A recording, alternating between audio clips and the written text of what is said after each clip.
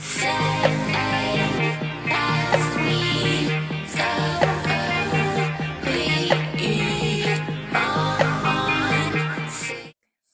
everybody, welcome to my channel.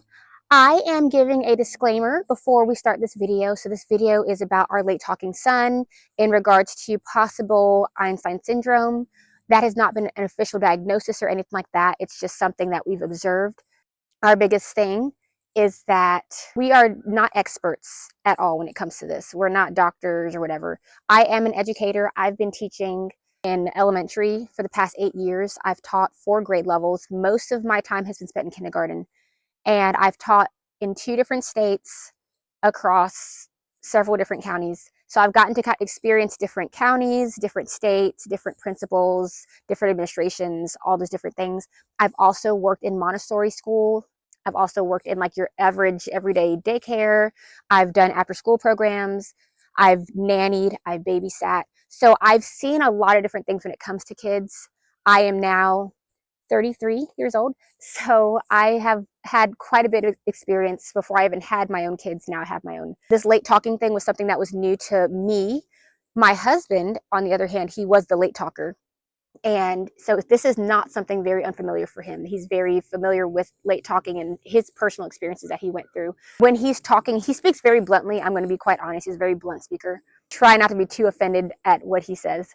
I think our biggest thing that we want to get across to people, we're going to be talking about some really big things, some things that could be seen as controversial, especially when it comes to diagnosing, is we are not really big onto diagnosing per se at a young age. For us personally, everybody has to do what they need to do with their own life. For us personally, we've decided that we don't want to diagnose him until there is solid concrete evidence to be like, okay, you do have this, let's go ahead and start the process.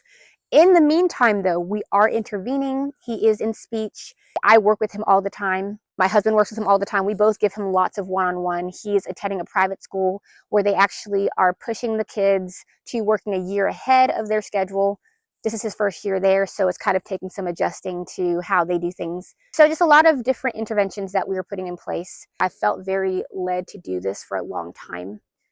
And I've just been kind of holding because of just honestly, just the fear of people taking what I say out of context, or what my husband says out of context, or cherry picking, or like trying to nitpick every little thing that we say. So that's why I want to give this disclaimer to say, like, we're not experts. We don't know everything. We're going based off of what our experiences are. And sometimes that's how you have to let things guide you. The biggest thing is we have trusted the experts. When we first had Jace, there were many times when like we trusted the doctors and this, and we've been let down by doctors or people that were supposed to like take care of him. There's been let down. I think a whole picture needs to be looked at, because like when you go to your doctor's appointments and when you go to see all these different people, they only see your children. They only see them for like a very short amount of time. And I remember our second official doctor's office that we decided to stay with, that doctor, I remember he would ask me questions about things, and I take video of everything that Jace does and that Zoe does. And I was able to pull up videos to show him, like, this is where I can say I'm concerned, but like then he does this and I'm like, I'm not concerned anymore. And I remember him saying, oh, I wish that more parents were like you and just videotaped everything, because that would give me like a better picture of their child. You do have to fight for your children. We're not saying to not get a diagnosis, but we're also saying to be careful with getting a diagnosis, because you want to make sure that if you get one, it is accurate, so that whatever gets put into place is beneficial for them and is not going to deter them in any way. Some of the ways that we were kind of burned in like trusting the experts. When we go to doctor's appointments, I now carry a binder around with all of my kids' records, because we started at a doctor's office. It was our first visit. And I remember them trying to tell me that Jace was behind on 7 vaccinations. I said, well, which ones are they? And they were telling me, and I said, I'm not sure about the other ones because they were boosters, but I know for sure the MMR, I know he got that. They said, well, we don't have it in our records, and like we are a vaccinating office. We vaccinate kids here. And basically what they were telling me is that if we weren't going to vaccinate our kids, they could not go there. And I said, no, I get what you're saying, but what I'm saying to you is that he has had these vaccinations already. And she's like, well, my records don't show that. We were there for 3 hours because Zoe also had her appointment too. So it was a double appointment, and we were kind of going through all the things for both of them. Like, I just remember her coming back in the office at another point showing me the vaccination schedule. And I said, no, I get what you're saying. But what I'm saying to you is he's had those. And I even asked, like, what would happen to him if he's had these vaccinations already and he were to get them again? Like, how would that impact him? And she just stared at me. I don't know if she was looking at me like this lady's crazy, or if she was, I'm not going to answer that question for legal reasons. Like, I have no idea. By the end of the 3 hours, she finally came back in and she goes, oh, he doesn't need any vaccinations today. We actually found his records. And so here I am, I'm trusting you with my child's health.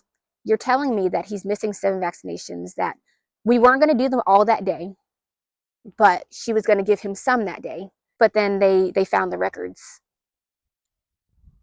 And we ended up just leaving that doctor's office. It wasn't a good feeling, because I was gonna kind of like give them another chance. And I remember I had Rob on the phone because he couldn't come because he had meetings that day.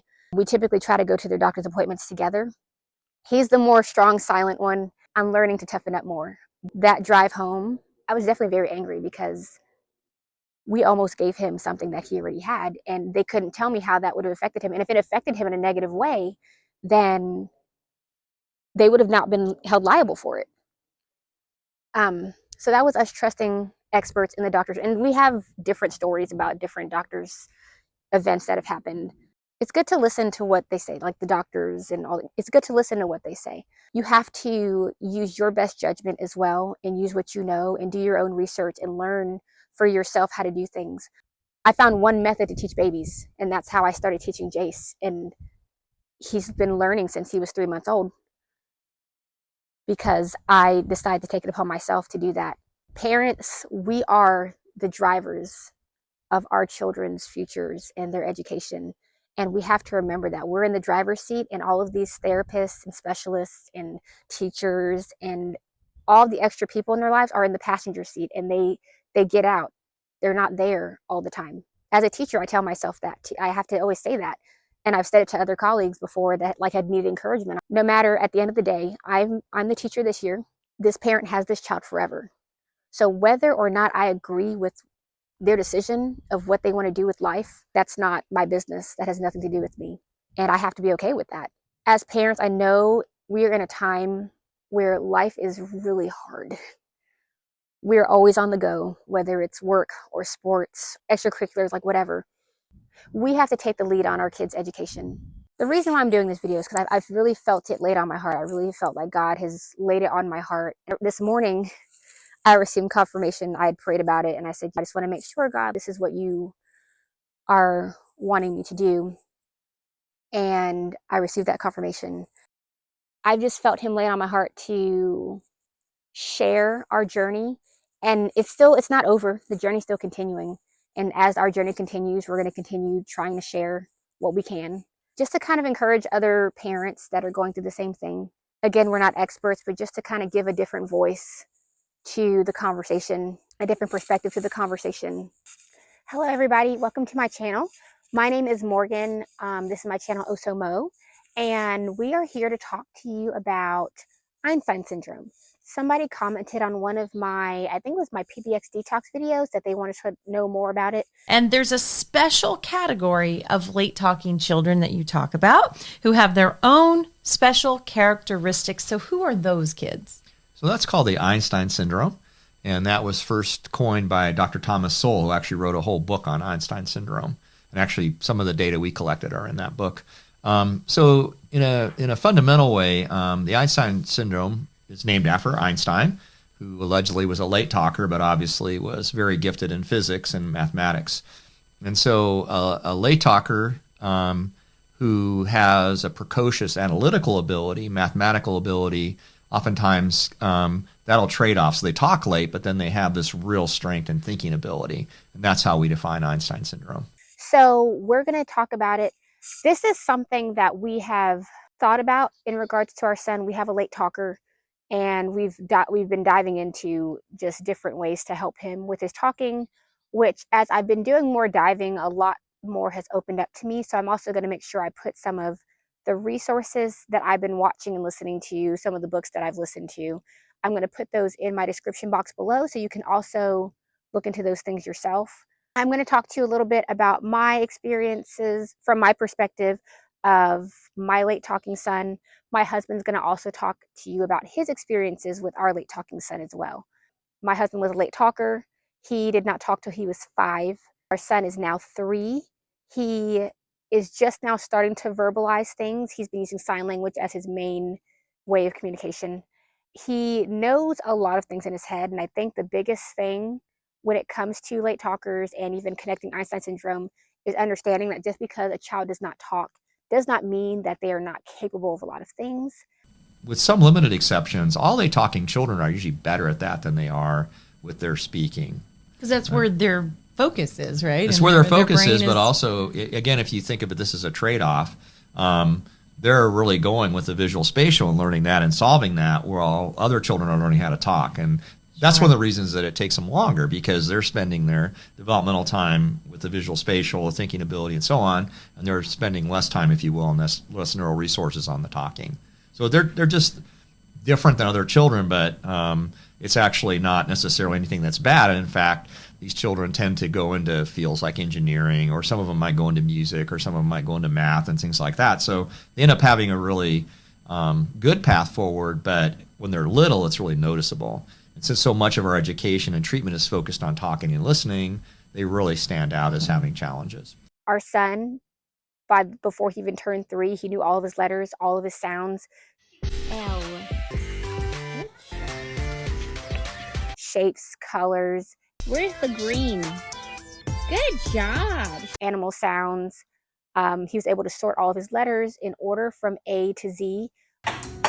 A, B, C.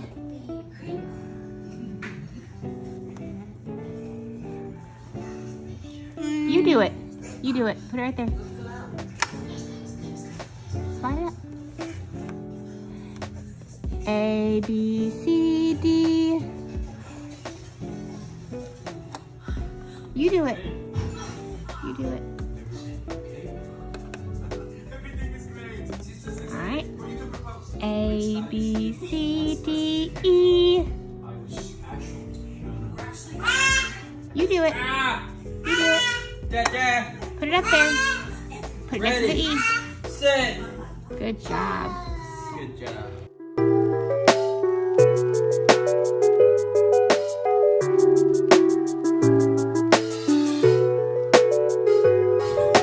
Moments like these where he had that upside down, it was really bothering my OCD, so it was very imperative that I did not mess up his train of thought. What's next? So I did not correct it. I left it alone.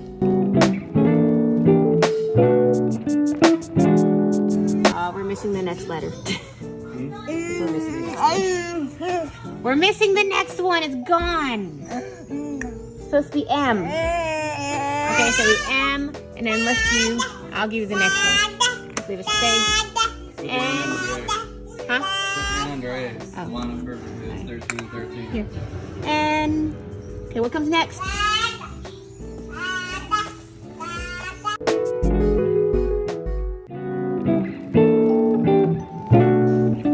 Is it not over there? He's just getting distracted. Yeah, it's there. He's just letting the movie get the better of him. Hey, focus. Zoe, no ma'am. Nope, No ma'am. that's not it. Out the drawer, no ma'am. No. No. What comes after S? No. Zoe, no Look. ma'am. Hey, what comes after S? No. No, that's fine. Keep S there. Keep S right here. What comes next? No, leave it. Okay, what's next? Zoe.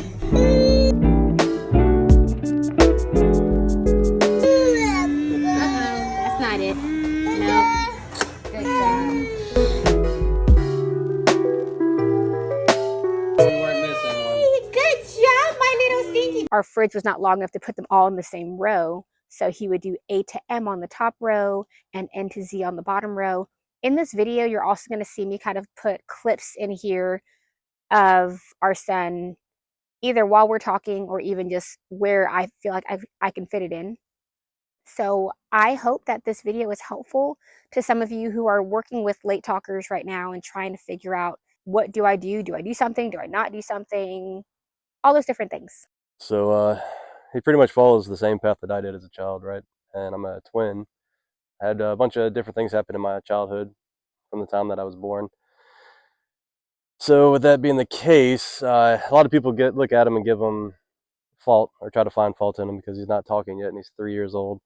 But I didn't talk until I was 5. My brother didn't talk till he was 5. We were twins. Had a little bit of intercommunication between the two of us, but other than that, we had maybe 3 or 4 words mastered at his age, and that's pretty much where he's at. He shows great analytical ability in other areas. So his letters, numbers, shapes, colors, like he is well beyond a 6, 7-year-old standard in learning, and he loves it. So his analytical thinking is extremely solid. And that's why we kept getting sent or asked to take him to a specialist and get him diagnosed, which, we tooth and nail would fight against that. Don't ever diagnose your child at that early of an age. Give them a chance. Getting a proper diagnosis for your late talking child, first and foremost, why is that like the most important thing you can start to do? So the reason it's the most important thing is because any support services or any treatment intervention, classroom placement, all comes out of that. And so it has to be accurate. And it's a real problem because the way that many systems work is they're simply trying to see if the child is eligible for services. And so the idea is, okay, I have a late talker, I'm not really worried about whether it's a symptom or a stage. It's, can I get them in a special classroom? Can I get them in a special program? And so they're not really thinking about, is it a stage or a symptom? And if it is a symptom, is it autism? Is it intellectual disability? Is it language disorder? Is it something else? So they're just going to do a very short, not in-depth kind of an evaluation just to see if the child can get into services. But those services will not match the child's needs unless that diagnosis is accurate. It's one of the most important things that parents need to pay attention to. A big thing, I know some people get diagnoses because they are seeking the resources, and without a diagnosis, they will not receive those resources. It is a very interesting thing that I find that if your child needs something, that if they don't have a diagnosis, then they can't receive those resources. Or there are many complexities that come with receiving those resources. But I also look at, just because something is free doesn't mean that it's necessarily what's best for your child. You have to be the judge of that. You are the parent of that child. You know your child. You have to be the judge of that.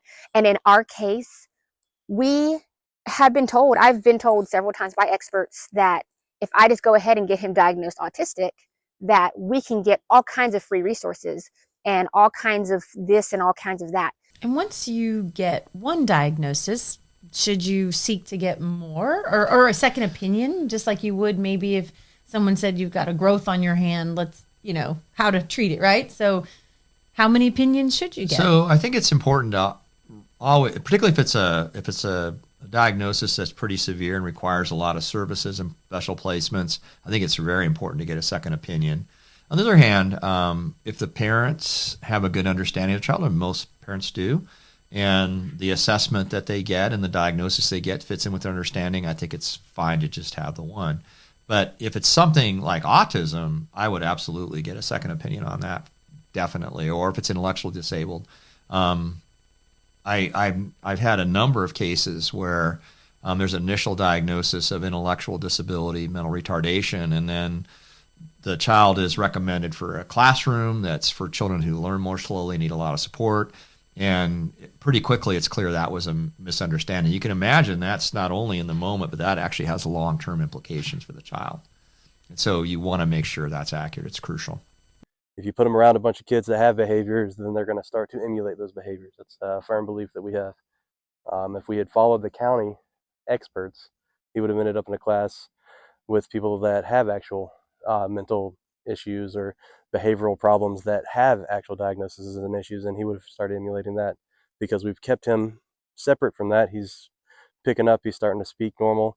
He still has some enunciation issues, and that's why we took him to speech. And when we took him to speech, and it was very hard to find a good speech person to go with there. It's very full. A lot of places just don't have openings. That's what we struggled with. When we did find a place, they were very good to us and him. He loves going there. They make it fun for the kids. Usually they've got all kinds of games and activities. It's a very personal experience with them. Wake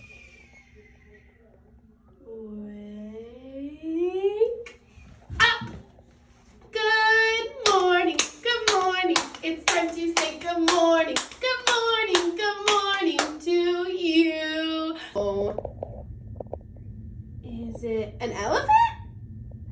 No. Is it a snake? No. Is this a monkey? No or yes? Yes, it is a monkey. Good job, Jace. I have had conversations with his current speech teacher about all these different ideas and theories, and the biggest thing is that she's going to be very careful to not really give much input on it because, as I know as a teacher, we are not doctors, we cannot diagnose, so it's really a dangerous territory when you start going into trying to give a diagnosis. So she's protecting herself, which I don't blame her in the slightest. We absolutely love going to see her, and Jace loves his speech sessions with her. Is an elephant. Nice job. Yes, I'm okay. Okay, phew. I'm on. Bounce, bounce, bounce. We bounce, bounce, bounce. Jace likes to bounce around. We bounce, bounce, bounce. Don't fall down. Oh no, Jace, you fell. Nice work. What's next? Hi. You need the goat? Yeah? Really? And what color? It's gray. And ooh, he has horns. Are they soft or spiky? Ow. Are they soft or spiky? Ow! Jace, are his horns soft or spiky? They're spiky. Ooh, ow! Ooh, ouchie, it got me. All right, can you put it in? Ow! It got you. Spiky. So speech is something that we had just a long conversation about. We were kind of on the fence on if we wanted to do speech or not. We ended up deciding to go with speech, and I have absolutely loved it for Jace. And what I really love about speech, and I know it's not like this all the time, because when we were in our first speech place in Alabama, we were not allowed to go back and be in the session, which I kind of sort of understood what they were saying, but I also feel like that whole being the parent in the driver's seat, I am a visual person. If you're working on something, I want to watch how you're doing it so that I can imitate it at home. I want to create consistency. So when we came to Georgia, we started speech. Where we go to right now, we are able to go in. So I get to go into every session. It's really enjoyable. I love watching how she interacts with Jace because she's just she's like a real life Miss Rachel. She's phenomenal. We love her. She understands Jace for who he is. She meets him where he's at. She knows what he's capable of, and she pushes him to his highest expectation. And I get to watch how she puts things into place, and she'll send me articles. By the end of the session, her and I will sit and just kind of talk. Like for the last 2 minutes, her and I will talk about like any updates, like how was he this week? Were there any growth this week? Any concerns this week, sort of thing. If anything, his speech has not been helping Jace. It's been helping me, but it's definitely been helping him because he enjoys going to go see her every week. Speech has been a very good experience for us. If you can find a place that'll let you go and just kind of be an observer to what's going on, I definitely highly recommend trying to find that because it's been very beneficial for us. She also agreed with us that he didn't have autism or any other spectrum related issue. In this part, he's referencing our first speech teacher that we had in Alabama for Jace. And as I said before, typically speech teachers cannot really give a diagnosis per se. I think it also depends on what state you live in, so I'm not really sure the full rules for Alabama. But I will say we were very open with her. We wanted her honest opinion, like we asked her, so that's why she gave it to us. And once we started looking into it and digging into it, I believe it was her that made the recommendation of the syndrome. So we dug into something called Einstein Syndrome. So something with Einstein Syndrome is that it's not something that is an official diagnosis yet, because they're still doing research on it. They're still learning about it. And I want to tell you that the term that I've actually read a little bit of the book. I haven't read the whole thing, but I think it's enough for me to give you a quick overview of what I think, what my opinion is, okay? So whatever I say here doesn't represent the book or anyone else. It's just my own opinion, and that's what I'm about to share with you, all right? So in the book, it says that if children do not have identifiable conditions like autism, cognitive disorder, or other physical conditions such as like articulation disorder, then it most probably is Einstein syndrome. If you haven't been to a physician, in the book it asks you to find a physician, right? But if that condition is not correctly diagnosed by a speech therapist or occupational therapist or a clinical psychologist for ASD, autism, then you're going to miss out on quite a bit, okay? I'm not telling you that there aren't Einsteins in the world. There most probably are quite a few, I would say. But the percentage, I don't know how many, okay? And whereas the prevalence of ASD, the prevalence of language disorder, language delay, articulation disorder, all these we know, okay? There's a percentage to it. How about Einstein syndrome? We don't even know what it really means. It's not written by someone who studies disorders or syndromes. It is written by the author, which I am not entirely sure about. I'm not like discrediting him or anything, okay? What I mean is you have to understand your chances, okay? So yeah, fair enough if you don't identify these certain conditions, then it most probably is what we label as a late talker. And this is what I guess Einstein syndrome is about. It's just a late talker, right?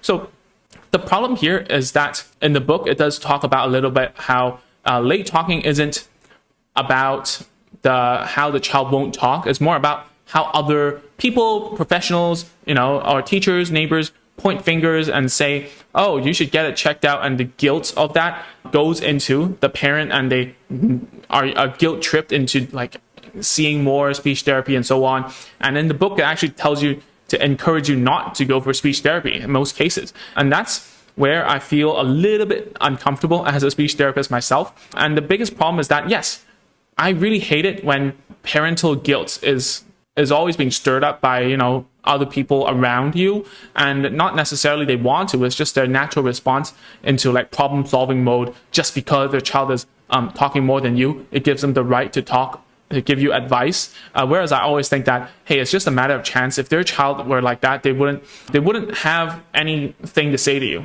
Okay, it's just that they were born like that, right? Most of the time. One of the things that I've had to learn as a mom is I have to do what's best for my son. And even if that like comes with guilt, because especially when people are trying to push us into this box where they're like, oh, he has autism, or oh, you should get that checked out. Or my son was like that, and we got him tested and he had autism. The parental guilt that comes with it, it's really hard, because when somebody comes to you and says, oh, well, my child went through that and they whatever, like you don't want to offend them ever. But then you're like, well, I don't think that's what's happening with my son, because of all the things that I've been looking at and putting in place and seeing.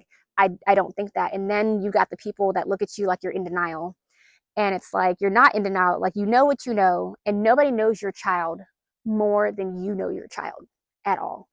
And that's the biggest thing. And your children are going to act different in different spaces. But it's something, the first time that I heard about it was just, I was looking into syndromes, because when we first started speech with my son, we allowed the speech therapist to talk freely. Typically, you're not going to have somebody ever say something to you, but we asked her, like, we want your honest opinion. And she said to us, I honestly, before I sat down with him, thought autism. But after sitting down with him and doing the activity we did today, which was a sharing activity, she noticed that she thought it might be some sort of syndrome. So of course, what did I do? I started looking into different syndromes, and I came across this one, and I happened to see a child as the person that was, I can't remember what video it was, but I remember watching the child in that video, and it very much mimicked what we saw with Jace. There were some differences, of course, but there were a lot of things that were also similar. And I remember sending it to my husband, and he's very, he's not always willing to jump onto anything and say, oh yeah, that's what it is. But he actually saw it, and he was like, oh, that is so Jace. So we kind of dove into that a little bit. I ended up getting the book on Audible by Thomas Sowell.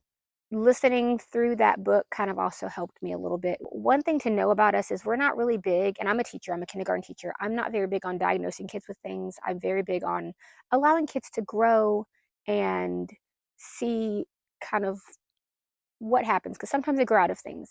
So even though we're looking at this, we've been looking at Einstein syndrome, and that's something that we feel like he may have. We're not necessarily trying to fully diagnose it, but I'm using some of the practices, some of the interventions that have been used with it, I've been using to help get him through to the talking stage.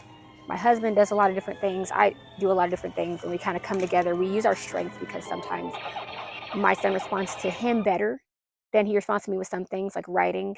We don't jive well on writing and pencil usage and all that stuff.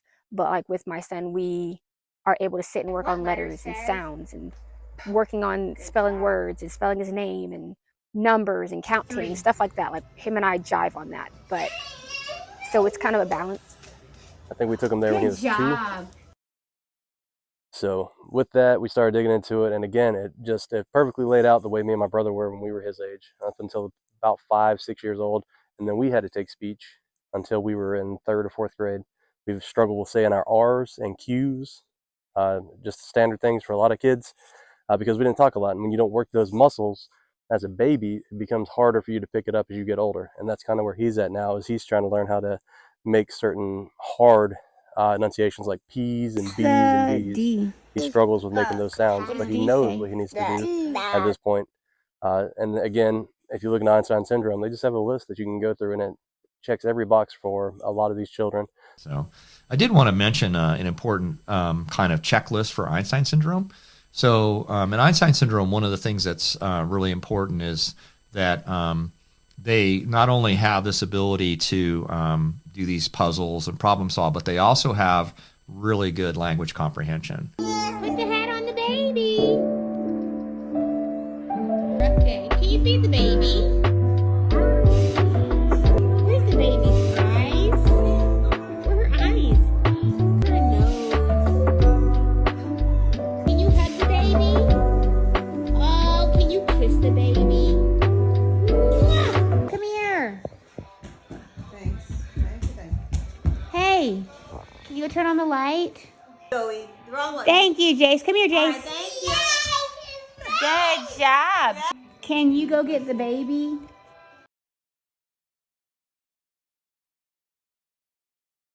Oh, thank you. Can you put the drums back? So they understand what is being said to them. And so it's not that they have this general language deficit, it's that it's really the expressive side of things. So they do have good thinking ability, and it does extend to understanding language, but it's really the expressive side of it that they're low. Another trait that I like to highlight is Winston Churchill was also a late talker, again, based on his book and so on, but I'm going to paraphrase. Late talkers don't necessarily comply with how teachers want to teach them, particularly in the early years. You don't know what you don't know until you know it, right? So there's a lot of things that I've personally experienced, and I can't get into a lot of it because of confidentiality reasons, but there have been a lot of things that I've seen in our realm. Like every field that you work in, you have the good, you have the bad, you have the ugly, and I've seen some really great things. I've seen some really great teachers. I've seen some really great practices, but I've also seen times where there are some teachers that aren't the nicest or the kindest, or don't use the best practices, or just do something because it's comfortable. And the kind of teacher that I am a differentiator. I love to differentiate for all my students because not all kids learn the same. So like in my classroom, every child has their own differentiated classwork folder of things that they need to progress to the next level, and I move them that way. It's not always easy because there have been times where I've been in places where you have to follow a script per se, or you have to follow curriculum verbatim. I just know we've already had something that we don't know exactly what happened to Jace, and so I'm very protective when it comes over him and when it comes to getting something in writing on paper, because you never know who's going to be in his path of line and who's going to see that, and if that's going to affect how they teach him or not. I just know that I personally, as a teacher, work with every single one of my kids to figure out how I can get them to learn and how I can pull their best out of them. And I'm not always perfect. Like, there are definitely times where I've had classes that were really rough, or students that were really rough, and we couldn't find what helped them. But I really tried. I really hope that whatever path we decide for Jace's education, I hope that he has teachers in his life who will take the time to work with him in the way that he needs. If he needs to go be pushed ahead, push him ahead. If he needs more time with something, like, give him more time with it. That's one of our biggest things when it comes to my experiences that I've had. And so the quote, and I'm paraphrasing, is my teachers had a reservoir of compulsion, but I had an inexhaustible supply of resistance. And so, he wrote in his biography, he talked about how the teachers knew he was smart, but he just wouldn't perform on demand. And that's a very common thing, very common in Einstein Syndrome and very common in late talkers in general. They're not necessarily going to do something because you want them to do it. They're going to have to want to do it. So we definitely recommend don't get diagnosed. Instead, trust your instincts a little bit. Know your children is the best thing I can say. Take the time to really understand them and interact with them, right? Like Jace, he's smart for two reasons. One, he has just very innate intelligence. And then two, we have built into him an enjoyment of it because we work with him one-on-one. So his mom will take him off and work with him. I'll take him off, work with him. Since he was able to sit and hold stuff, we've been putting pins in his hand, crayons. We've always put letters in front of him and numbers. And me and his mother are very OCD about things. So he's definitely picking up on those traits. So don't ever let somebody tell you that if your kid lines something up that they're doing it, because they have some spectrum or diagnose. No, it's a natural inclination of human nature. Many children will line up toys, but a child with autism will line them up the same way every time. And then if you try and change them up, they'll get really upset.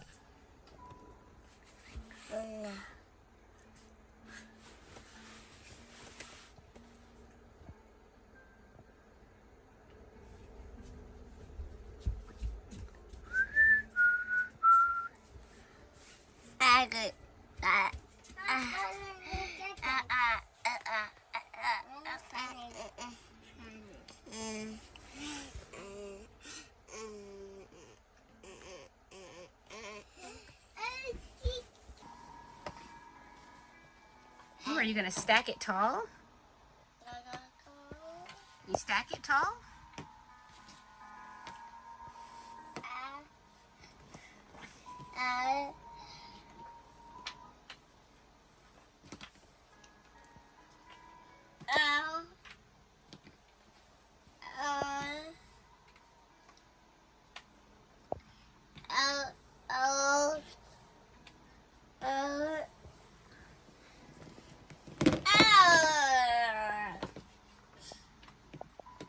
So that's kind of a differential that you'll have. And so if you persist in this analytical to the point where you're not learning other things and you're not learning social cues and you're not learning language, then that actually can be inhibitory or a clinical marker. I take pictures of kids lining up toys to show them my lectures. Kids who, like, I'll take a picture and say, okay, here's this lineup. And then I'll say, does this child have autism? And everybody goes, yeah. And then I'll play a tape of the kid, lining up the toys and talking like crazy, and then I'll mix up the toys and they don't care. So yeah, I mean, just informally, at least a third of the kids I see will line up their toys in different ways. And it's a play routine, something they have in their head, but it's not compulsive. And in the video I show a child lining up toys, and then I change one thing. I even change it one place. They start screaming, they have a tantrum, and then they insist on it being back the same way. And that's something. Everybody wants to do this diagnosing crap instead of relying on behavioral sciences, right? And then learned behaviors from their parents.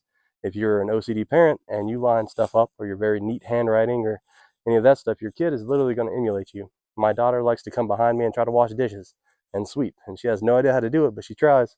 And our son is the same way. He's lazy when it comes to work, but anything that comes to intelligence, games, anything that is learning based, he's all about it.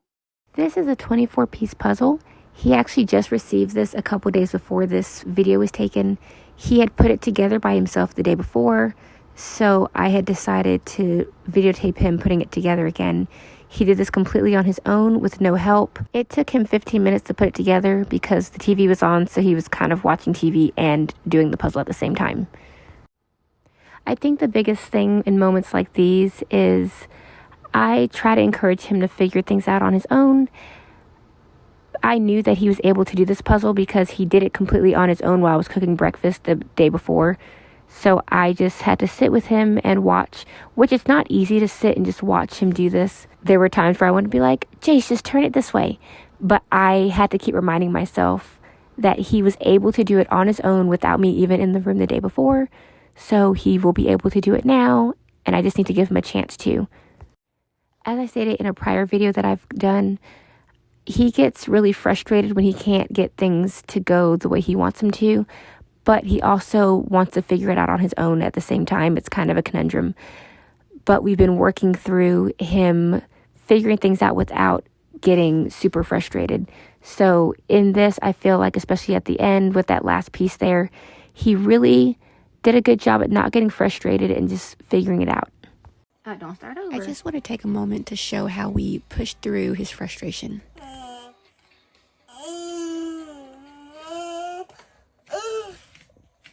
What's wrong?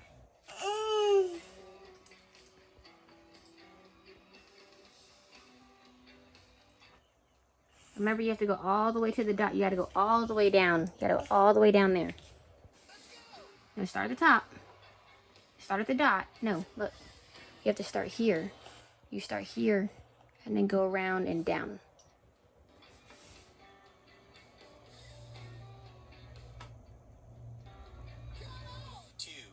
Good job.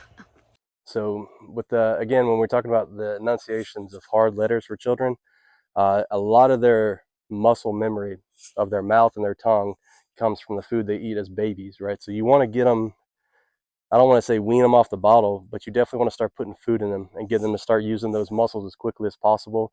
Give them, because we live in a digital age, a lot of times parents are putting their kids in front of TVs and devices. They need to see your face and how your mouth is moving.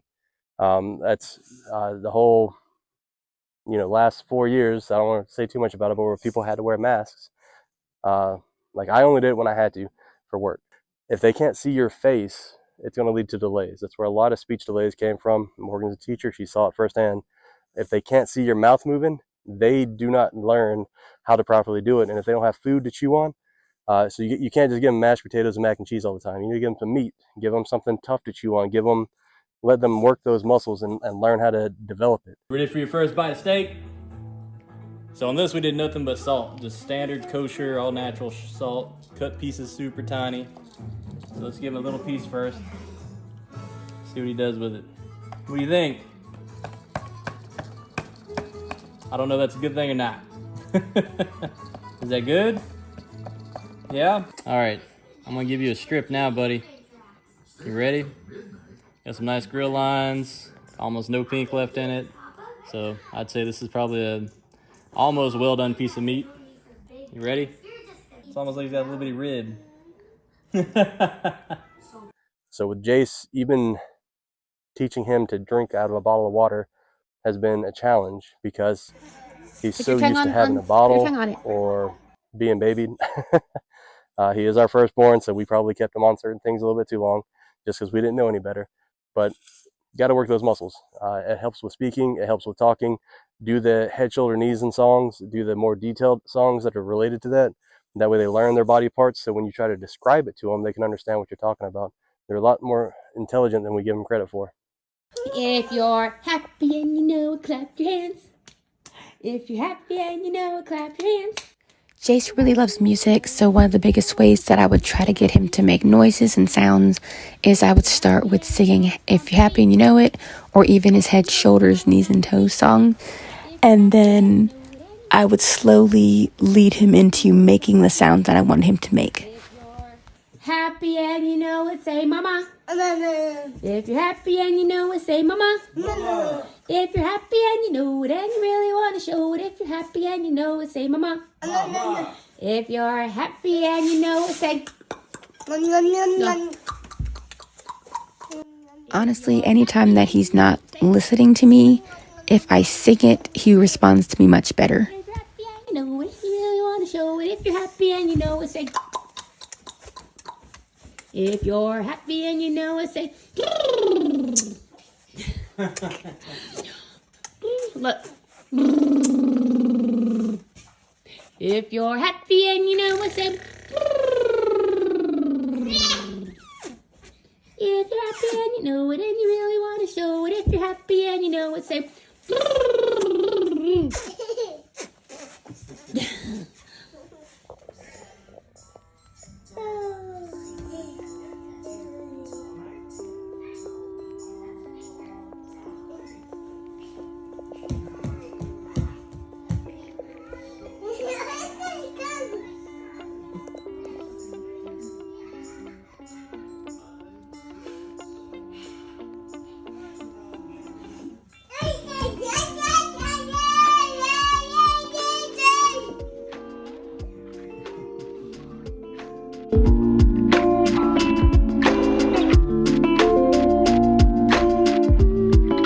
A big thing with Einstein syndrome is that typically it is a late talker. Typically, these late talkers do not talk until they're past 3 years old, like 3 and older is when they start to talk.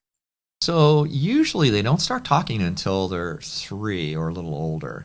And I don't know, that's basically anecdotal. Like the physicist Teller, who was part of the project that gave us the atom bomb, which I guess in a way is not necessarily a positive thing, but he was a Nobel Prize winning physicist, and he didn't start talking till he was 3. And Einstein, of course, is another one. And so that seems to be kind of a magic age. They tend not to talk when they're 2. A lot of late talkers start talking when they're 2 or 2.5.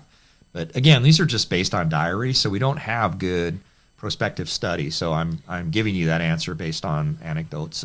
Another big thing that I had researched and found out is that to tell if it is, there's a strong sense of like math, music, and memory. While say with math, Jace is able to count and manipulate numbers. I can say to him, Jace, show me 3, make it 7. And he does this thing where he counts this way, and then he counts on his second hand this way. So I'll say 3, he'll show me 3. I'll say make it 7, he'll make it 7. I'll say make it 0, he'll make it 0. That is something that with my kindergartners, we're still working on manipulating numbers. And at the age of 3, he's been able to fluidly manipulate numbers in that way. Ace, show me 3. 3, can you show me? Hold it up.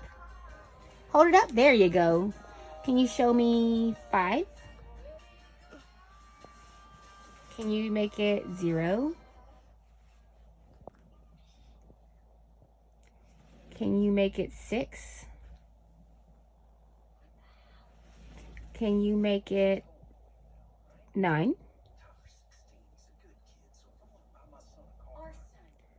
Can you make it 0?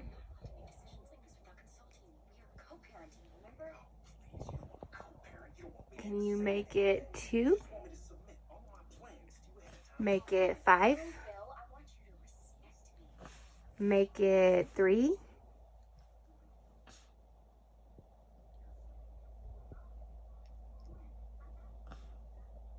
They're really good at thinking and problem solving, and they are very fascinated, usually with mathematics and quantity. And they seem to have an instinctive knowledge of quantity, even at an early age. They'll know how to count coins and things like that. And it's something where it's not just a rote skill; they're actually thinking about it and engaging it. And they're just way ahead in math is one of the key traits. We do a lot of different programs. I let him play on Starfall and ABC and stuff like that. And he has taught himself how to add and subtract on the games. I don't really fully know if he understands the concepts of addition and subtraction, but I know when he plays the games, he's getting the answers right. So that's something that we look at.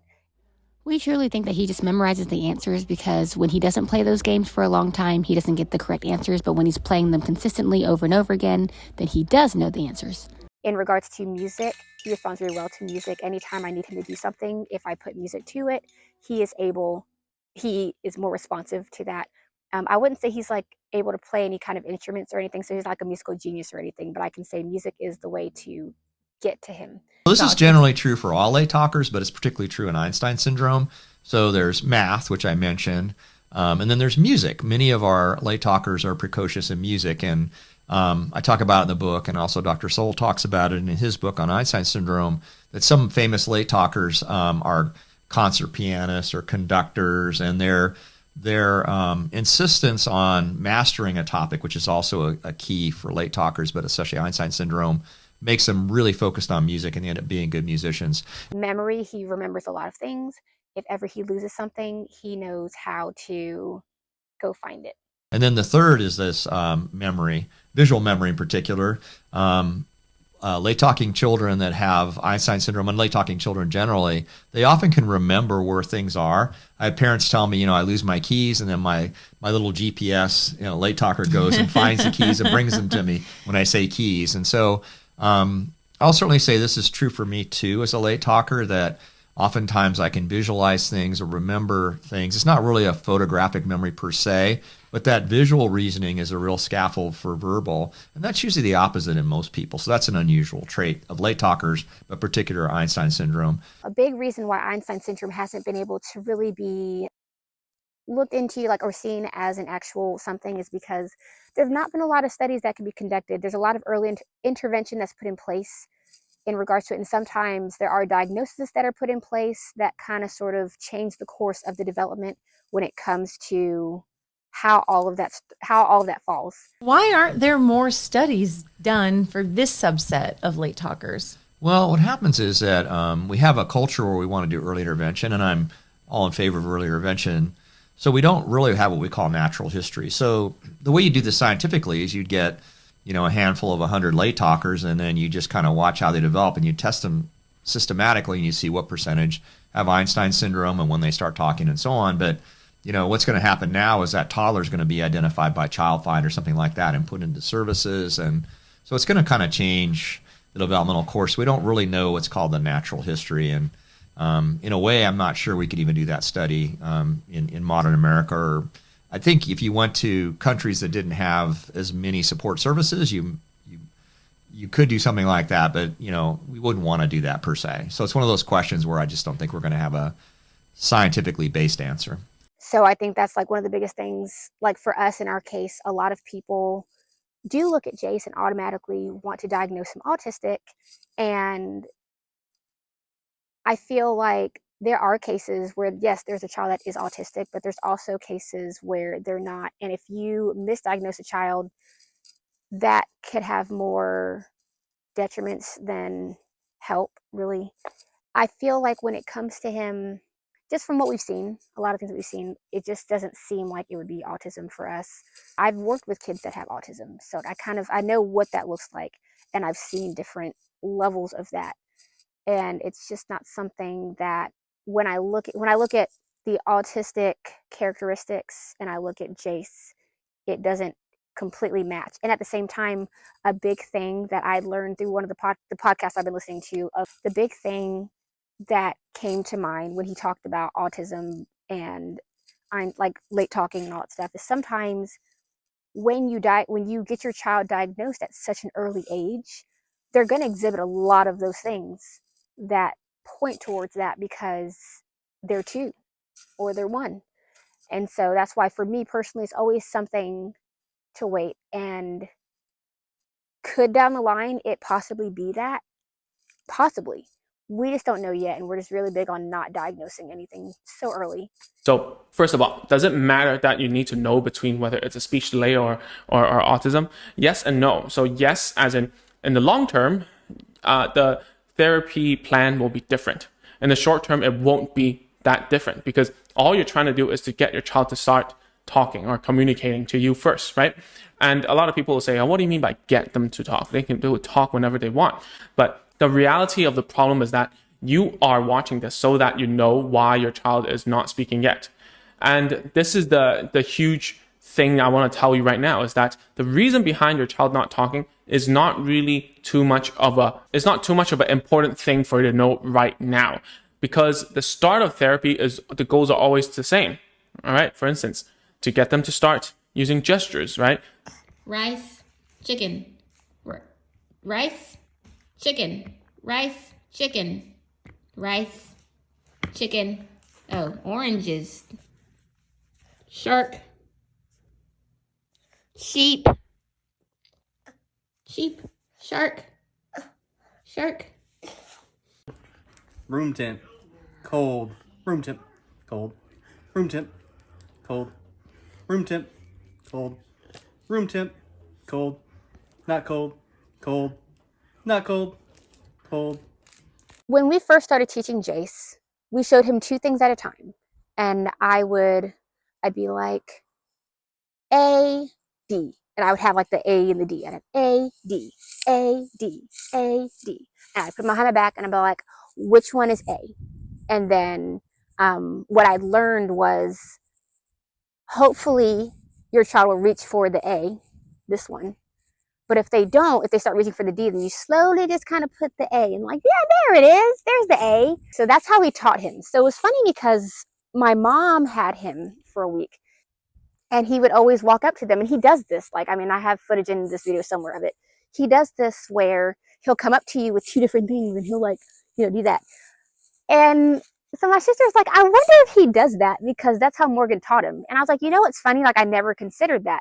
So a lot of his beginning communication, his beginning learning, the way he took it upon himself was to bring 2 things because he had 2 hands and to hold it up and for you to just name what was in his hand. Sometimes it'd be one thing, like his way of learning was he'd bring something to you, tell him what it is, and then he'd go take it back. Eventually that transformed to, hey, Jace, can you go find the cow? And he would go to his room, dig around, find the cow, bring it back to me. Great job. Thank you. Can you take the cow back now and bring me the horse? Take the cow back. There's like 2 different parts of speech. There's receptive language and there is expressive language. His receptive language has always been higher. When we got his reeval for speech to kind of see where to go on his goals, he ended up testing at a 6.5-year-old level. He is now really starting to express things. Like he's getting really better at, telling me not just yes for everything. Before everything was yes. Now we're getting to the point where it's no. Just now, they're inside taking a nap. And I was letting them finish watching Frozen. And I say, okay, if we can't lay down and relax, Elsa's going to go bye-bye. And he's like, no. So it's just kind of been a really fun, interesting journey to go through. To stop them from using like hand leading, hand guiding, whatever you call it, hand pulling, to express their needs and wants. Can you say mama? Mama. Dada? Mama. Dada. Mama. Say dada. Mom. Yes. Say no. Eat. Potty. Good. Sleep. This is not the official sign, but it's just how he does it. Juice. Help. All done. More. Uh-oh. Uh-oh. Yay! Can you say all done with your mouth? Say all done. Say, all done. Look, say all done.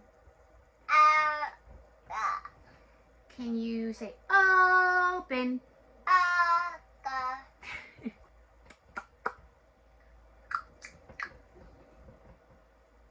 Up. How old are you? Oh, I got something. Can you spell your name?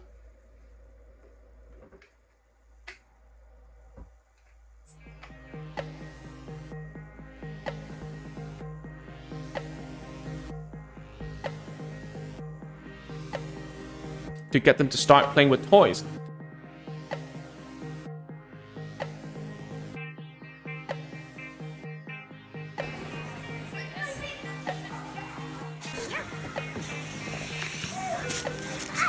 Good job. To get them to start interacting with others, right?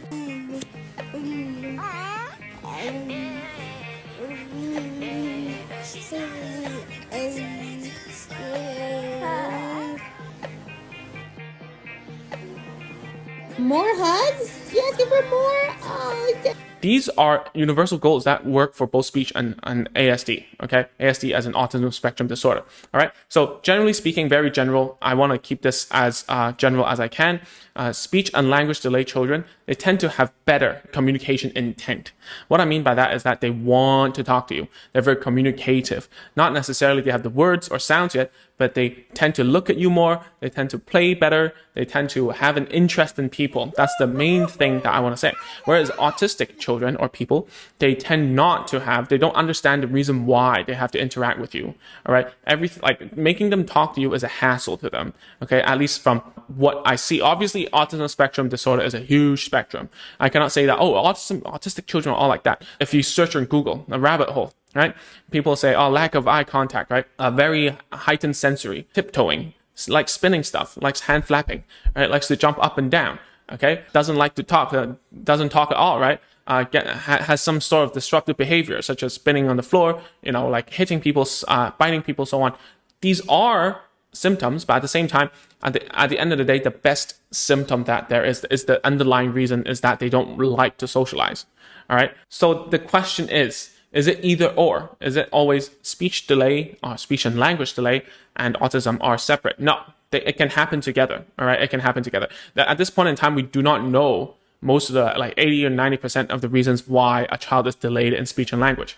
A child can have very good motor skills, very good fine motor skills, very good play skills, so on, but they will still be delayed in language. All right. We still don't know why. There are nature and nurture, meaning there are predisposed reasons. There are environmental reasons as well, meaning maybe the language environment is not as rich. There aren't as many kids to play with them. They aren't exposed to as many language models as they should be. But at this moment in time, we do not really know why. And same goes to autism. It's a developmental disorder. You have it by birth and you cannot develop it.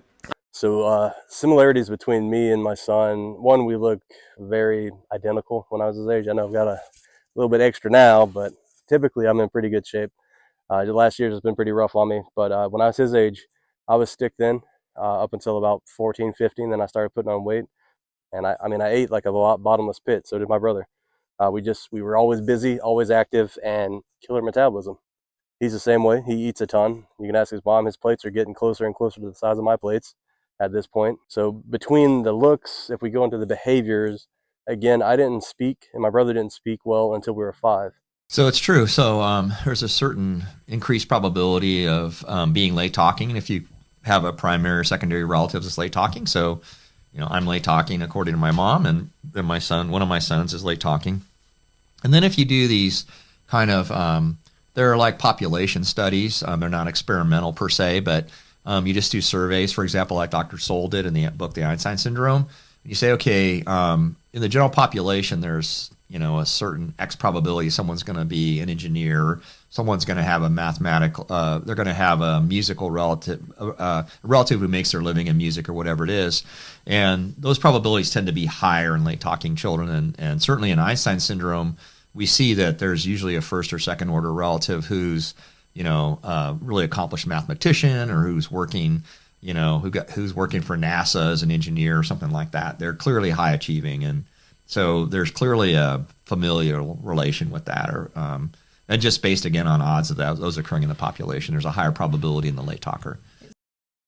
Up to that point, we could communicate between each other a little bit, could communicate with adults by kind of asking or signaling with our hands, which is what he does. Sign language wasn't a big thing then because we didn't have social media and TikTok and everything else to teach us, or YouTube to put our kids in front of to learn sign language, which that has been a crutch for him. Because he picked up sign language quick. So there's a lot of signs I don't know, his mom doesn't know, but he'll come up and he'll do his little juice sign and let us know what he needs. And he's finally getting to the point where he's trying to verbalize everything instead of using signs. So that's one similarity. I can't say I have, but I guarantee you, if I had a device to stare at that gave me that feedback, I would have learned the same thing just as quick because it's interesting. And then again, it becomes a crutch like anything in life. When you have an alternate means to do something, you don't want to do the difficult part. Beyond that, the potty training. My brother and I took a very long time to potty train. I think we were 4 or 5 before we were completely off of pull-ups. I remember I was at a daycare, stay-at-home daycare, and I peed in a corner because I was in trouble, and I had my nose in the corner. And my brother and I were extremely shy because we were adopted. We had some abuse and other things happen in our past. Like I could write a book about it. Very strict upbringing in a lot of ways. And we weren't adopted until we were about 3 years old. So up to that point, with the foster care and everything else, we just learned to keep our mouth shut and keep our head down, basically, smile and nod. And a lot of his actions show that he's kind of shy like that. He's not, I don't know, we've never been hard enough on him to put him that way. We think some things might have happened in other places and areas that caused a little bit of, I don't know if I want to use the word trauma, but he would cry before we take him to these places. He would pull back and he would try to stay home with us because he didn't want to go there. And he's always been very excited to go to these places. When it comes to Jace's speech, there were a lot of different things that we tried because we were honestly trying to figure out why he was starting to try to communicate with us, and then it kind of slowed down.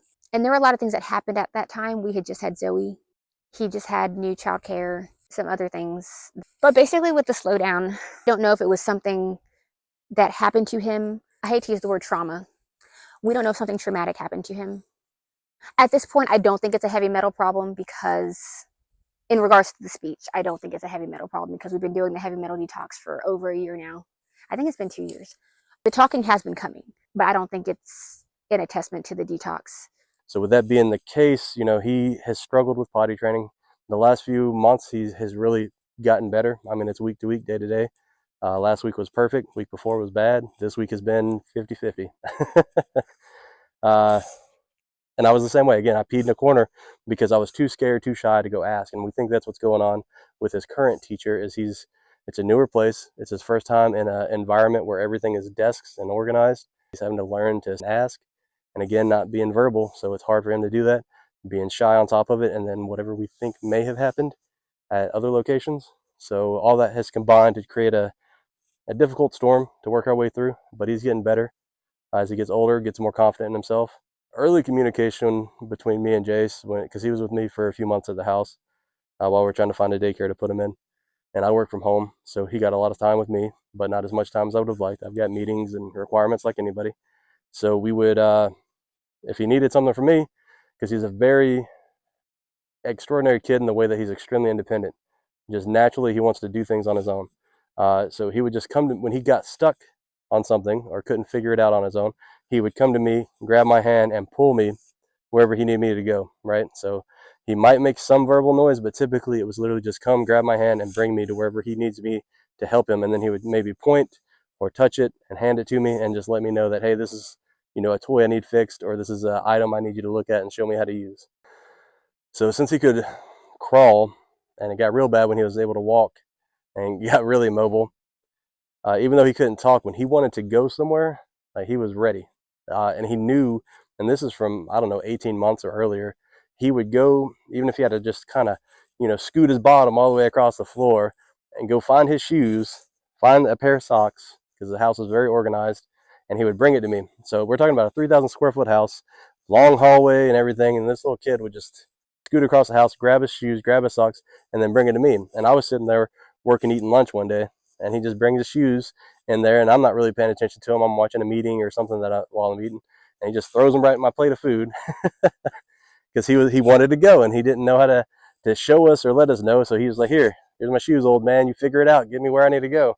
Doors. So he's fascinated with noise and mechanical items. So Jace and loud noises, it's really a conundrum.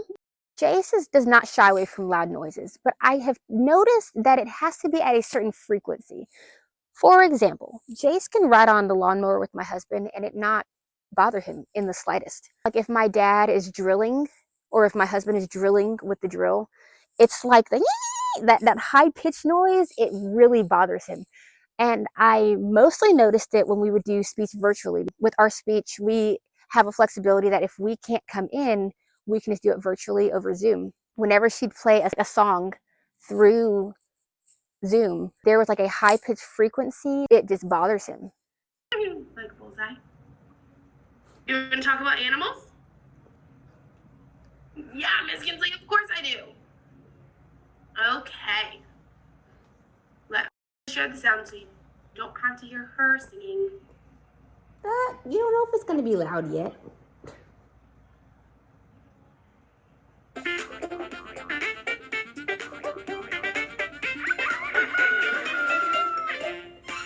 Dave, And Ava. Again, he could be around the vacuum. He could be around his loud screaming sister. But it's like a frequency that seems to bother him when it comes to loud noises.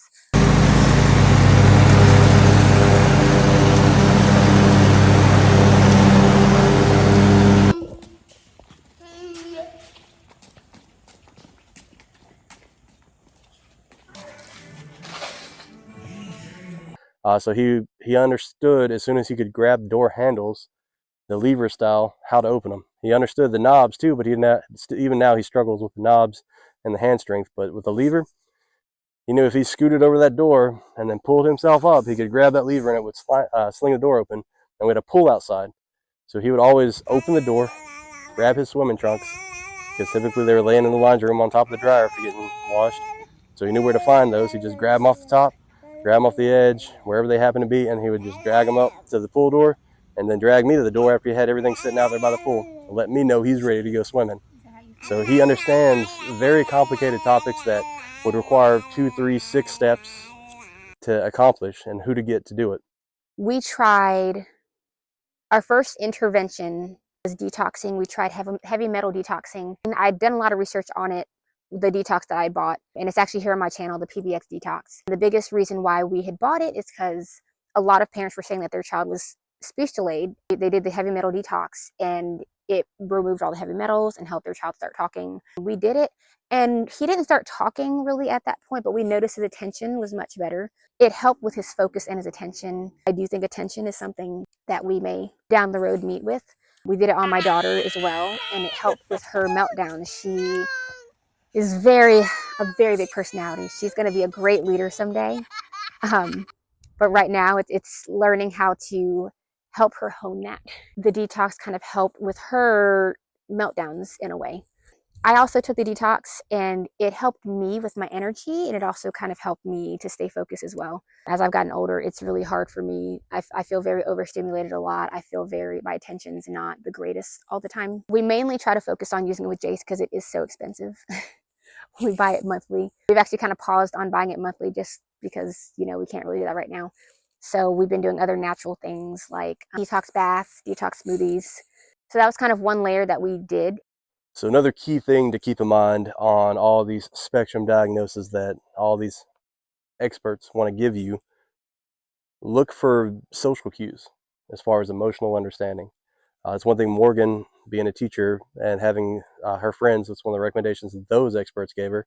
Zoe, when she came along, was a perfect example of Jace being able to recognize emotions and show empathy, show jealousy, show anger, right? Like all kids do with their siblings. We bring Zoe home and he's jealous. It's a perfect example that he's not in his own little world, not seeing what's going on around him. Situational awareness has always been a huge thing with him. He sees everything, hears everything. It's gotten selective the last year or so, but he hears it. But Zoe, when we brought her home from the hospital, because he was staying with the grandparents, super jealous. Like, he was very curious, and then when he realized that she was there to stay and was another competition for attention, he got jealous. So he would start doing, acting out in certain ways just to make sure he would get attention. Beyond that, over time, it took a long time, probably about a year for him to really warm up to Zoe. But now the two of them, 3-year-old and a 2-year-old, they're almost inseparable. They love being around each other. They fight like all kids, but they enjoy each other's company. They try to comfort each other. If one falls and hurts himself, the other one walks up to try to check on him. If one is upset because we're not getting their juice fast enough, or they want to eat, or Jace is having, issues getting a toy to do exactly what he wants, they'll go check on each other from across the house. And Zoe tries to be a little mama, Jace tries to be a little dad. Everything's falling into place like it should. I think you wrote something to the effect that Einstein early on was thought to have intellectual disabilities purely because he wasn't talking, right? So giving a child that kind of label, what consequences could that have later on in life for them? So it's really a problem if a child's mislabeled. And so, actually, I think it's really funny. So one of the things I like to talk about is when Einstein applied to college, initially he was denied. How would you like to be the college administrator who didn't admit Einstein into your college? And the reason that was written on there, if I remember correctly, is that although this guy's really good in math and science, he's not so hot in the social studies. I'm paraphrasing, but I just think, interesting, because who rejected Einstein from college? But basically, so one of the ways we might get intelligence in a preschooler is we might have them point to pictures or name pictures, and that is, in fact, one predictor of intelligence. But in a late talker, they're not going to be able to do that. So you'd say, okay, they're way behind. They can't name these pictures. There must be something wrong with their intellectual ability, their thinking, And so when you tie it to language like that, the late talkers are going to really be underestimated in terms of their potential. And so, that's a huge problem. And it's and you might say, well, what does it matter? They can go into these classrooms that are slower, but the reality is that those classrooms are great for children who learn more slowly, and we need to accommodate that. So, for example, one of the things I work with is Down syndrome. On average, they tend to learn more slowly, and we want to really scaffold them. And in a way, we want to use their valuable learning time to its maximal effect. But a late talker who doesn't have intellectual disability or what we used to call mental retardation, who's in that, they're not going to have opportunities to learn. And so it's going to slow down their learning dramatically, and really it's going to stunt their intellectual growth. So it's really important that we get a good assessment. And if someone says your child's intellectually disabled, someone says your child has mental retardation, we don't use that anymore, but sometimes it still comes up. You want to ask them, why, and you definitely don't want to accept that unless you're really sure it's true. And it exists. I'm not saying it doesn't, and we know how to deal with that, but there's just so many times when the children are misunderstood because they've used an intellectual test. The example I like to use is if, I went to Germany and I was in preschool, even as an adult, and they gave me an intelligence test in German, I would come out as pretty severely intellectually disabled because I don't understand German. And that's really the same thing that's happening. One of the things that happens is that many times we have late talking children that are assessed using a verbal measure of intelligence. So people ask them questions. They might ask them to name objects, things like that, which is related to intelligence, to be sure. But for late talkers, it's not a good way to test their intelligence. So there's tests that were developed for deaf children, and there's also tests that were developed for international ESL, English as Second Language people, where you have very minimal or no talking, and they're puzzles, they're problem solving, they're sequences, and that we have a whole series of tests that tap that, and you absolutely, for any late talker, want to insist on that. You can do that usually. So there's checklists when they're 2, and you can sometimes observe that. But really, when they get to be 3 or 4, you can absolutely test that in some depth and know whether they actually are in the typical range or advanced, or they're struggling a little bit with more general learning. And you can do that, but you have to have a nonverbal intelligence test to do that. That's really important. Well, walk me through that. All right. Let's say I show up at your door, right, and I'm like, hey, Steve, can we test my child? What is the first thing we're going to do? So it depends on how old the child is. Okay. So if they're a toddler, I'm going to actually ahead of time I'm going to have the parents send me a video of them interacting with the child in their home environment, because they may not necessarily act the same way. Sure. In an office. I mean, actually they all kind of see me as grandpa, so they mostly like me. But, I have a tie on, and, that might be scary to them, or they might come to an office. It looks like a doctor's office where they got a shot or something. And so I want to know kind of what's happening at home. But I'm going to try then to really engage them in things that toddlers normally do. So different kinds of toddler toys.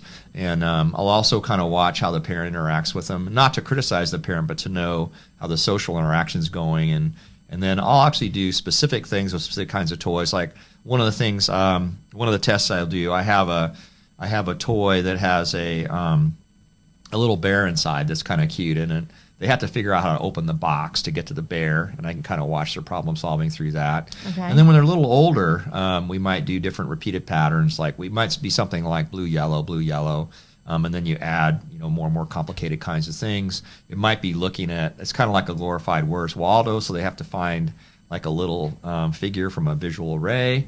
It might be looking at pictures where they're like a puzzle where they're in pieces and have to put them together. Things like that. And you can do that with very few words. And in fact, I also do research and support people with cochlear implants, deaf children. And you really have to do that with them because their auditory input is weak. And so if you're testing them, I mean, historically, people completely underestimated the potential of children with hearing loss because of this.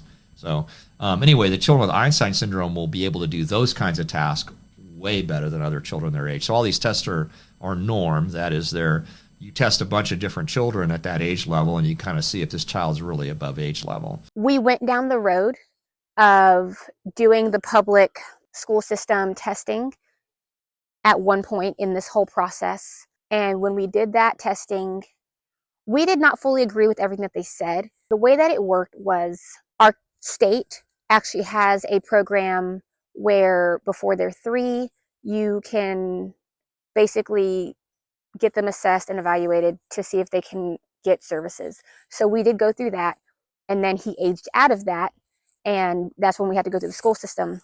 When in the state that we got him tested in the paperwork it said that he had a mild cognitive delay. Like, there were 2 different tests at the same time. I can't remember the names. I'll put them on the screen here somewhere. But there were 2 different tests that they were kind of running at the same time, and I don't fully understand that. If you want me to do a video talking about the scoring and what it actually said in the documentation, please leave me a comment below and I will do that. But I know on one of the tests, he was average. And then on the other test, it was a mild delay. The third test was a significantly low delay. When I saw that, I of course expected speech to be very low because he's not talking. And honestly, I kind of felt like the social would have been low because at that time he was still getting used to being around other kids again, because we had a whole thing where he was staying home with our husband. But the cognitive was lower. And basically what they had told us at the end of the day when we said, we don't want to have the cognitive, we're not worried about that because we don't see a cognitive delay in him at all. He knows his letters, he knows his sounds, like he knows all these different things. So the biggest question that I asked, and I would say that's a question that a lot of parents should ask when you go through this testing, because they test in all areas. I asked, how did you test him? What did that look like when you tested him? And basically the reason why he did not do well on that test is because, number 1, he could not talk. And number 2, the way that they asked him questions, he was not familiar with the verbiage. So for example, they asked him to sort some blocks by colors. We had never talked about that.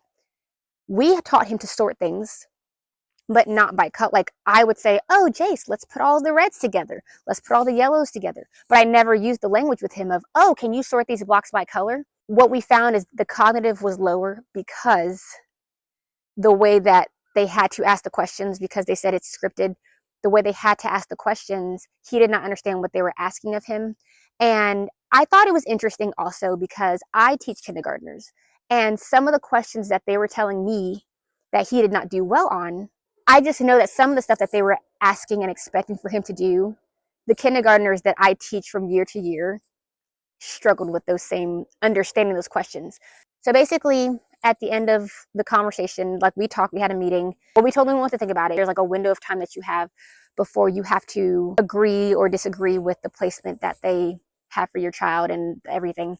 And when they told us that if you deny one service, you deny all services, at that point for us, I decided just to keep him in private speech because that's where he was going at the time. At this time, he was 1 month away from being 3, and I also want you to take into account the convenience this would have been for me because he would have actually been coming to school with me every morning, and again, it would have been free. But as I said earlier, I really had to take into account what would be best for Jace. And whereas it was free when he was under 3, I had to start paying like a copay. My insurance covered some of it, so I was able to pay a copay, use my flex spending card. So that's also another fun tip. I don't know if it's like that in all states, but I was able to use my insurance and use my flex spending card to pay for our speech sessions. So that was something that I was okay with because we really love his speech teacher. She's phenomenal. We just denied the paperwork because we just didn't want to have the paperwork of it. Your children are going to act different in different spaces. And I think when it came to the county testing, I struggled with letting him go because they pulled him. They'd never met him before. He'd never met them before. They had him for an hour and a half by himself. I was in the building, but they took him down the hallway and he was by himself without anyone he knew. So Jace is a child that if he doesn't really know you that well, and like this is honestly a lot of children, if they don't know you that well, they're not going to perform as well as they would if they were with somebody that they knew, if they were comfortable with someone that they knew. And I mean, in the meeting, they said that. They said, sometimes kids do more for their parents than they do for us. We're just restricted to this. And I think that should be something that should be taken into account when it comes to all of this testing. Be very careful where you push your kid. Like we said, the county, if we had listened to him, our kid would be in a program, and he probably wouldn't have progressed to where he is now. So wait until they're at least 8, 9 years old, and then you can go down that road if you want to. The thing that we went through in 2020, it created a speech deficit. It was very hard for us to find a place to even get Jace into speech because so many kids needed it. And I'm not saying to not try to receive services because they're limited, but I'm trying to word this right, but I can't figure out how to say it. When you have a limited amount of resources, but you have a high need of something, that's where, as a parent, I'm trying to, on my side of things, really work with my kids to accomplish the skills that they need, not just academic skills, but life skills, fine motor, gross motor. And it's not always easy. I'm tired. I teach kindergartners all day long, so I'm exhausted when I get home. But, I try to make time. Sometimes it looks like we worked one-on-one 3 times this week. We worked on cutting and writing and doing this and doing that. And other weeks, it's just so busy that I don't get to. We have to make time as parents to take the lead on that too. Percentage of late talking children are exceptionally bright? So I'm going to say all of them, but it's basically for almost all, say over 90%, they're going to be better at some things than other children at their age. It's going to be things like problem solving.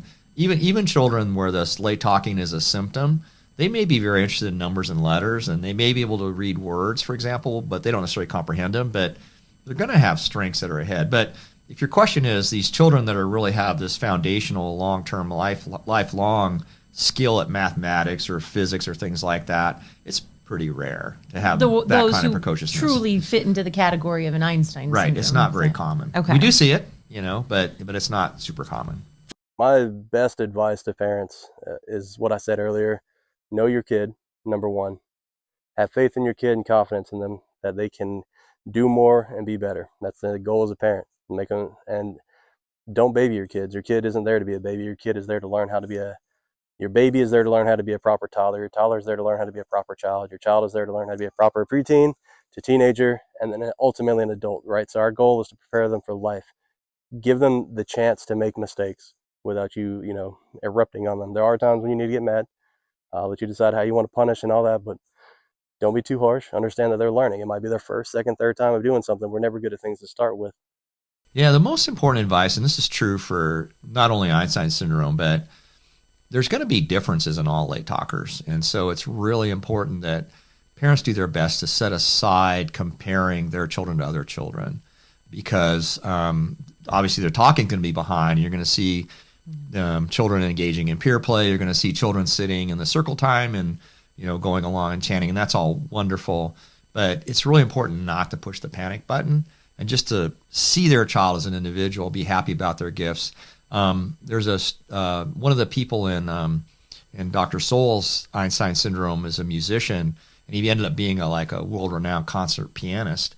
And his parents tried to get him to do the violin when he was 5 years old. He destroyed the violin. He broke it. I mean, so if the parents were trying to force that, that wouldn't have been good and probably would have derailed his career as an amazing concert pianist. So the point here is that we have to teach the late talker to fit into the world around him. I'm not saying anything goes, but we also want to meet the child where they are and really be excited and happy about the child that's in front of us as opposed to the child we think they should be or a child that fits in with everyone around them. Late talkers are going to have some differences that are not only happening in that moment, but really carry forward throughout their life. Be really proud and happy about the Einstein Syndrome child and what they can do.